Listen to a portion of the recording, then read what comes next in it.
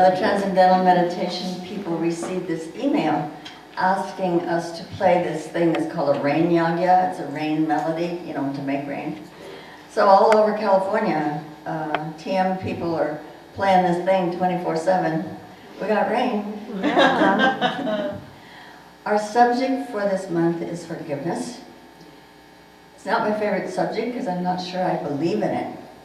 And my first exposure to that word was when I was a little girl, and my family went to confession pretty regularly.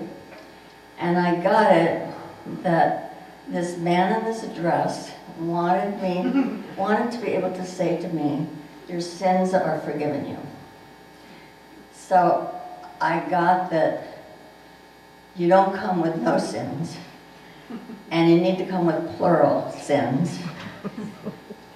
And you know, I'm a little farm girl, I'm doing okay in school, and my report card said she plays well with other kids. So, what's sins? So I started making them up.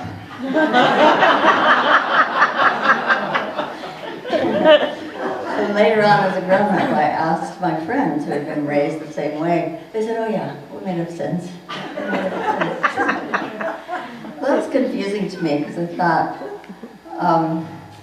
why do I have to lie in order to please the powers that be? And I also got that man is inherently sinful and in need of constant forgiveness. And that didn't make sense to me, and it still doesn't.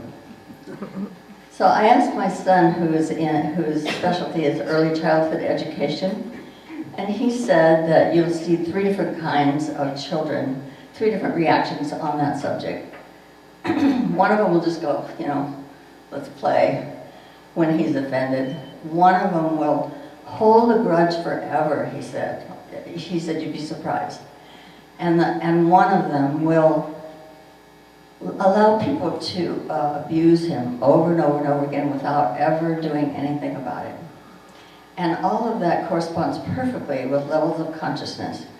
Because that one who allows himself to be abused, that's at the bottom level of consciousness where despair and depression and unlovableness and fear reside.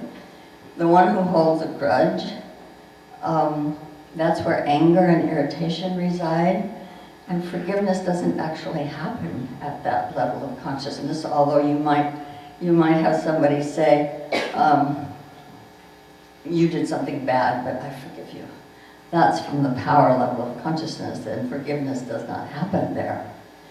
So I checked to see, okay, what does Maharishi think about forgiveness? And that's the one who ran the Transcendental Meditation program. He said, if try and forgiveness are in the same sentence, you're not there. And he said that at the lower levels of consciousness, forgiveness doesn't happen.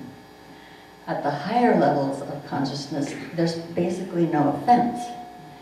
And at the higher level of consciousness, they kind of think, well, everybody's doing the best they can. If I were raised exactly the same way that person was raised, I would behave in exactly the same way. So the offense is kind of not there. And it reminds me of a line from a poem I learned in the 7th grade. The night shall be filled with music, and the cares that infest the day will fold their tents like the Arabs and silently steal away. Wow. Good job.